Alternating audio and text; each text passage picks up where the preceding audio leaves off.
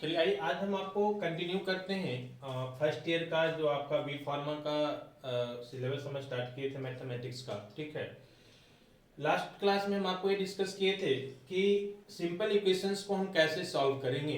अगर कोई simple equations की फॉर्म में है तो वहां से अगर हमको सॉल्व करना इन द सेंस कि अगर एक्स का वैल्यू निकालना है तो हम लोग कैसे फाइंड करेंगे, थोड़ा सा बेसिक चीजें हम आपको डिस्कस किए थे। ठीक है, आज हम नेक्स्ट इक्वेशंस की बात करेंगे। हम बताए थे आपको कि आपको तीन तरह का इक्वेशंस जनरली यहाँ पे पढ़ना है। पहला आपका जो सिंपल इक्वेशंस होता है ना, वन वेरिएबल के फॉर्म में। ठीक है, एक्स के फॉर्म में हम लोग देखे थे, तो वहां से देखे थे कि एक्स का वैल्यू कैसे फाइंड करेंगे। सेकंड हम आपको बताए थे कि है ना linear equation in two variables, आपको याद होगा लास्ट में हम है ना जाते जाते ये हम आपको डिस्कस कर दिए थे कि linear equation in two variable हम किस टाइप का इक्वेशंस को बोलेंगे। तो हम आपको बताए थे कि कोई भी इक्वेशन जैसे हमारा मान लिया जाए कि 2x + 3y = 4 है ना, तो वैसा इक्वेशंस जिसमें दो वेरिएबल हो और दोनों वेरिएबल का पावर मैक्सिमम पावर कितना हो 1 हो, 1 से ज्यादा नहीं होना चाहिए। ठीक है, तो अगर कोई इक्वेशन दो वेरिएबल से मिलकर बना हो और दोनों वेरिएबल का मैक्सिमम पावर हमारा 1 हो तो इस टाइप का इक्वेशंस को हम लोग क्या बोलते हैं, linear equation in two variables. Clear है बातें? तो यहां तक हम आपको बताए थे। हम ये भी बताए थे कि जब दो लीनियर इक्वेशंस इन टू वेरिएबल्स एक साथ आ जाता है तो एक साथ उसको हम लोग नाम देते हैं साइमल्टेनियस इक्वेशंस। क्या बोलते हैं हम? Simultaneous equations. ठीक है ना, तो हम लोग साइमल्टेनियस इक्वेशंस को कैसे सॉल्व करेंगे, यहां से हम दोनों वेरिएबल जो हमारा x और y है ये दोनों का हम वैल्यू कैसे फाइंड करेंगे, कैसे निकालेंगे, इसके बारे में हम आपको आज डिस्कस करेंगे। क्लियर है बातें, है ना? फिर हम आएंगे क्वाड्रेटिक इक्वेशंस पे। ठीक है, ये तीन तरह का इक्वेशंस आपको जानना है यूनिट फर्स्ट में। सिंपल इक्वेशंस, देन आपको साइमल्टेनियस इक्वेशंस। साइमल्टेनियस इक्वेशंस का मतलब वही हुआ कि linear equation in two variables. ठीक है, क्योंकि हमारे पास दो वेरिएबल्स आ गया। हम लास्ट क्लास में भी आपको डिस्कस किए थे कि जब हमारे पास वन वेरिएबल्स है तब तो हमारा जैसे एक्स ही एक वेरिएबल होता था सिंपल इक्वेशंस में, तो वहां तो हम एक ही इक्वेशन से उसको फाइंड कर लेते थे। लेकिन जब हमारे पास दो वेरिएबल्स आ गया एक्स और वाई, दो आ गया दो वेरिएबल्स, तो दोनों का वैल्यू हम एक इक्वेशन एक सिंगल इक्वेशन से हम फाइंड नहीं कर पाएंगे। इसके लिए एटलीस्ट हमको दो इक्वेशंस चाहिए, मतलब जितना वेरिएबल्स उतना इक्वेशन चाहिए तभी हम फाइंड कर पाएंगे। तो यहाँ पे हमको क्या चाहिए, दो इक्वेशन चाहिए। क्यों? क्योंकि दो वेरिएबल का वैल्यू निकालना है x sin y का। तो दो इक्वेशन जब एक साथ हम लोग लेते हैं तो दोनों का एक साथ नाम क्या देते हैं, साइमल्टेनियस इक्वेशंस। ठीक है ना, तो हम देखेंगे कि साइमल्टेनियस इक्वेशंस को कैसे सॉल्व करते हैं। हालांकि इसको सॉल्व करने का हम तीन मेथड आपको डिस्कस किए थे। ठीक है ना, लेकिन यहाँ पे हम आपको एक ही मेथड बताएंगे क्योंकि हमारा एक ही मेथड से वैल्यू फाइंड हो जाएगा। वो तो जब टाइम रहता है तो हम आपको बता देते हैं तीनों मेथड, लेकिन आपको यहाँ पे क्या करना है कि एक ही मेथड हम बताएंगे इससे कि आपका वैल्यू निकल जाए। ठीक है, क्योंकि यहाँ पे वीडियो बनाने में उतना टाइम रहता नहीं है कि सारा मेथड को किया जाए। ठीक है, अगर आपको ज्यादा रिक्वायरमेंट होगा तो सेकेंड मेथड भी बता देंगे, लेकिन बहुत ज्यादा रिक्वायरमेंट है नहीं। आपको सिंपल बोलेगा कि आप x और y मतलब यहां से साइमल्टेनियस इक्वेशंस को सॉल्व करके x और y का वैल्यू बताइए। तो कैसे बताना है वो नहीं मेंशन करता है कि आपको कौन सा मेथड यूज करना है। समझ में आ रही है बात? तो सिंपली आपको कोई भी मेथड को यूज कर लेना है। आइए हम देखते हैं सबसे पहला मेथड जो कि हमेशा यूज होगा, किसी भी टाइप का इक्वेशंस हो वहां पे आप उस मेथड के थ्रू आप निकाल सकते हैं x और y का वैल्यू। ठीक है, चलिए तो सपोज दैट कि हमारे पास एक साइमल्टेनियस इक्वेशंस कुछ ले लेते हैं, जैसे 2x है ना माइनस 3y = 5, और दूसरा ले लेते हैं हम सपोज दैट कि 3x माइनस प्लस कर देते हैं 5y = 6। चलिए ये दो इक्वेशंस, दोनों इक्वेशंस कैसा है हमारा, तो देख लीजिए दो वेरिएबल्स है और दोनों वेरिएबल्स का मैक्सिमम पावर कितना है 1 है। मतलब हम क्या बोलेंगे कि linear equation in two variables, दोनों ये भी हमारा लीनियर इक्वेशंस इन टू वेरिएबल्स है और ये भी हमारा लीनियर इक्वेशंस इन टू वेरिएबल्स है। समझ में आ रही बातें? चलिए कैसे सॉल्व करते हैं, सबसे सिंपल मेथड हम आपको बताते हैं। ठीक है, हम किसी एक को पहले एलिमिनेट करेंगे।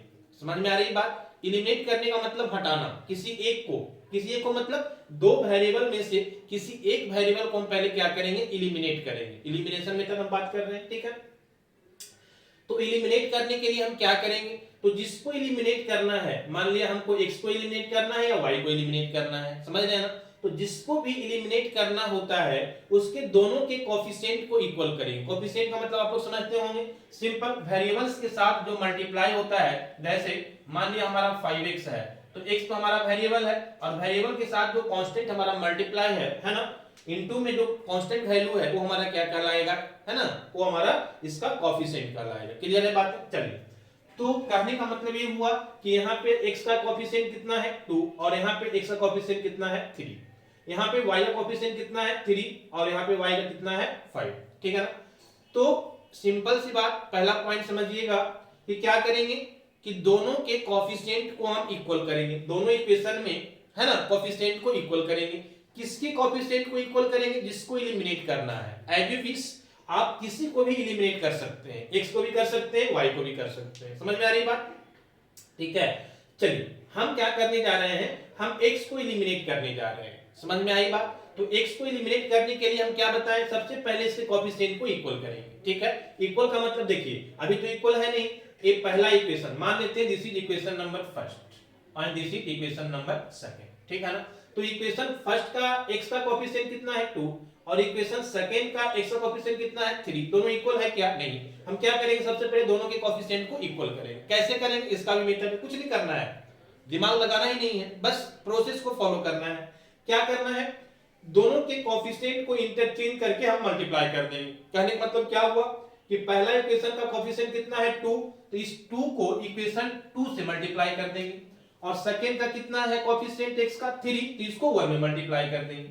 ऐसा करने से क्या होगा, ऑटोमेटिक जो है दोनों का कोफिशिएंट इक्वल हो जाएगा। देखिए 2 into 3 कीजिएगा 6 और 2 into 3 कीजिएगा 6, तो इसका भी कोफिशिएंट 6 आ जाएगा, इसका भी आ जाएगा, दोनों का इक्वल हो गया। ये तो करना था पहला स्टेप में। ठीक है, ध्यान रखने वाली बात यह है कि जब हम मल्टीप्लाई करेंगे तो सिर्फ x के साथ नहीं करेंगे, हम पूरे इक्वेशन के साथ मल्टीप्लाई कर रहे हैं। समझ में आ रही बात? यहां भी 2 से करेंगे तो सिर्फ x के साथ नहीं करेंगे, पूरे इक्वेशंस के साथ मल्टीप्लाई करेंगे। ठीक है ना? This is the mathematical concept. चलिए, तो हम आपको मल्टीप्लाई कर रहे हैं, तो 3 into 2 करेंगे 6 आ जाएगा हमारा, और माइनस है तो माइनस, और फिर 3 into 3 करेंगे तो 9 of y आएगा, और इज इक्वल टू, है ना, 5 into 3 हमारा 15 आ जाएगा। पहला कंप्लीट हो गया। क्लियर? सिमिलरली सेम इसी तरह से 2 को हम ये सारे इक्वेशन से मल्टीप्लाई करेंगे, तो 2 और into 3 फिर से कितना आ जाएगा 6, है ना, और यहाँ पे हमारा प्लस है तो प्लस 5 और into 2 कितना आ जाएगा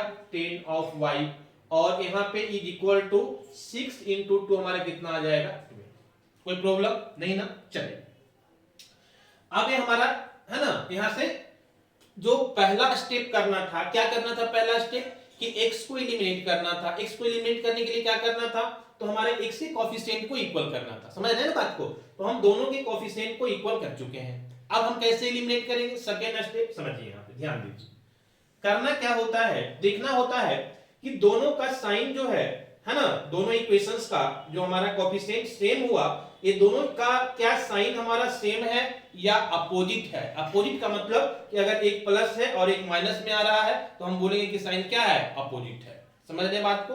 अगर दोनों प्लस में है या दोनों माइनस में है तो हम क्या बोलेंगे कि दोनों का जो साइन है वो क्या है, सेम है।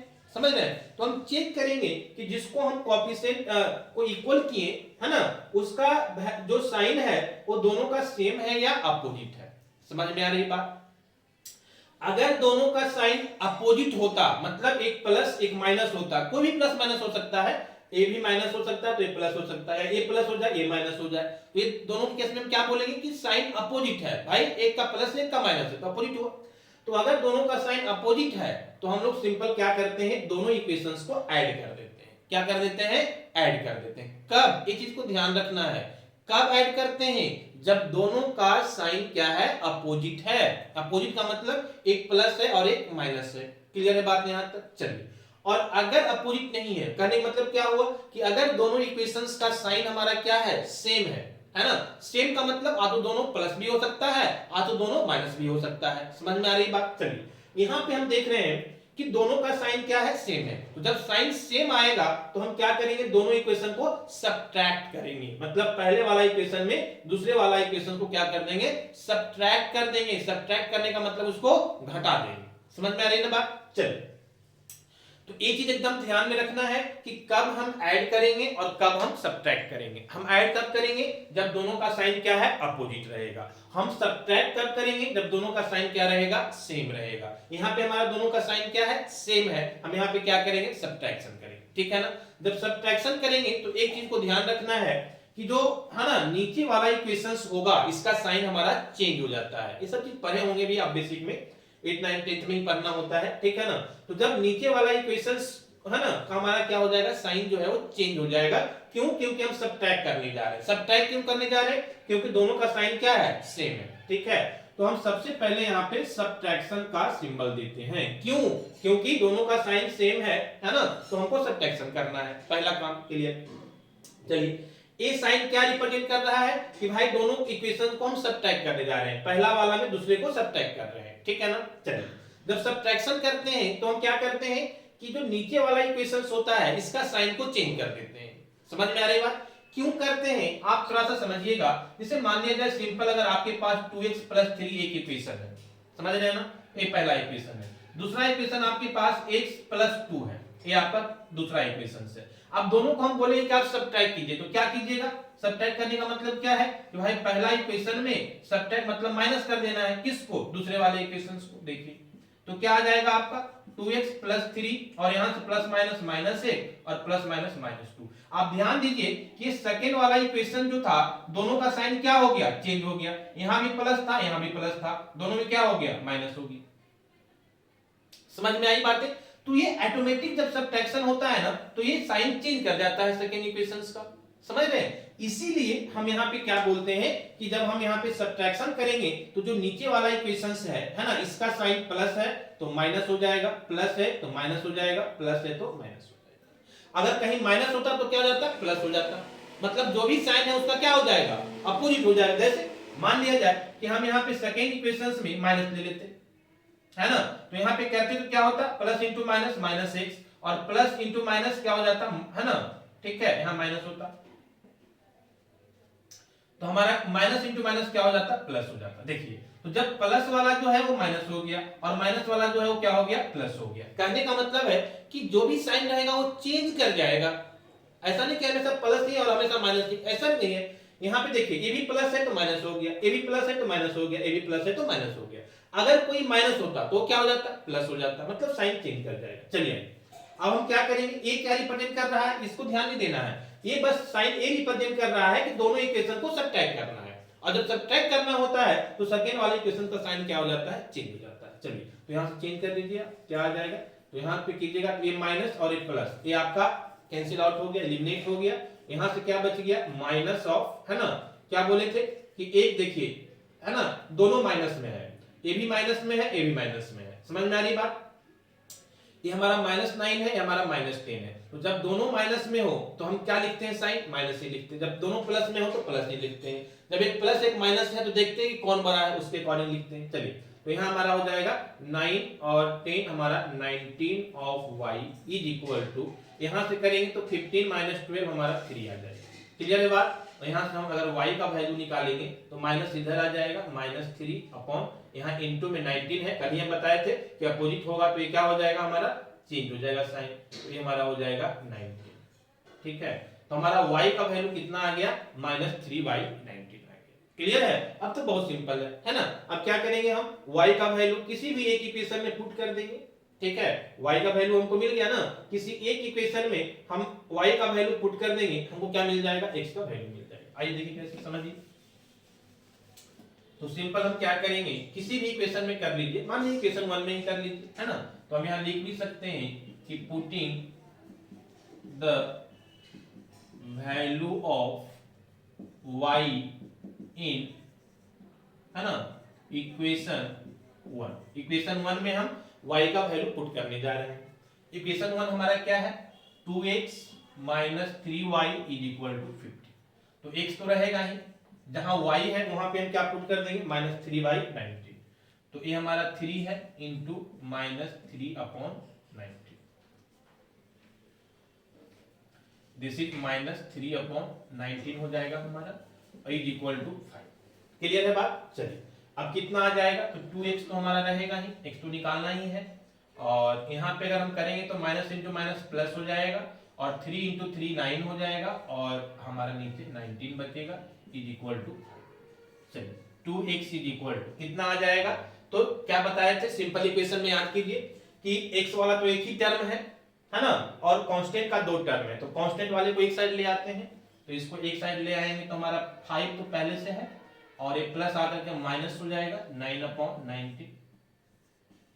2x is equal to LCM ले लेंगे तो 19 हमारा एलसीएम आ जाएगा, यहाँ 1 तो 1 से डिवाइड करेंगे 19, और 19 5 है ना, कितना आ जाएगा 95, ये 95 हो जाएगा, और माइनस 1 आ जाएगा, 1 से करेंगे तो 9 आ जाएगा। तो यहाँ से हमारा 2x का वैल्यू कितना आ जाएगा बताइए, है ना, 2x का वैल्यू आ जाएगा हमारा, यहाँ से माइनस कर दीजिए 19 को 9 को 95 में, तो हमारा कितना बच जाएगा 86/90। अभी यहाँ पे क्या है 2x है, हमको निकालना है क्या है x, तो जब हम x निकालेंगे तो हमारा कितना आ जाएगा, इधर दिख रहा है ना, चलिए अब तो आप अपने से भी निकाल सकते हैं कि 2x इज इक्वल टू हमारा कितना है 9/19, तो x इज इक्वल टू कितना हो जाएगा 9, और ये मल्टीप्लाई में आके डिवाइड हो जाएगा, तो 19 और इंटू 2 38 हो जाएगा, तो x का वैल्यू हमारा 9/38 आ गया। क्लियर है बात, और y का वैल्यू कितना आ गया -3/90। क्लियर है, तो इस तरह से हम इक्वेशंस को सॉल्व करते हैं, ठीक है, दिस इज द, है ना, साइमल्टेनियस इक्वेशंस को हम कैसे सॉल्व करते हैं, हम इसके बारे में आपको डिस्कस किए, आपको आगे बहुत ही हेल्प करेगा, ठीक है, इसको ध्यान में रखिएगा। एक आध क्वेश्चन हम और बताएंगे आपको नेक्स्ट क्लास में, और इसके बाद हम आपको बताएंगे, है ना, क्वाड्रेटिक इक्वेशन, इसके बाद इक्वेशंस वाला चैप्टर खत्म हो जाएगा, फिर आपको जो है पढ़ना है अरिथमेटिक प्रोग्रेशन और ज्योमेट्रिक प्रोग्रेशन, उसके बारे में हम आपको थोड़ा सा डिस्कस करेंगे। आप ध्यान रखें कि बहुत ज्यादा क्वेश्चन हम यहाँ पे आपको नहीं करवा पाएंगे, आप क्वेश्चंस बनाइए, है ना, मेथड हम आपको बता देते हैं, नंबर ऑफ क्वेश्चंस को आप प्रैक्टिस कीजिए, जहां प्रॉब्लम्स होता है उस क्वेश्चंस को हमको सेंड कर दीजिए, या फिर हमको कमेंट में बताइए कि हमको यहाँ पे प्रॉब्लम्स हो रहा है, हम उस पॉइंट पे आपको फिर से समझाने की कोशिश करेंगे। Okay, thank you. तो आप इसको थोड़ा शेयर और, है ना, लाइक वगैरह आप लोग जानते हैं क्या करना है, वो सब थोड़ा कीजिए, ठीक है। Okay, thank you.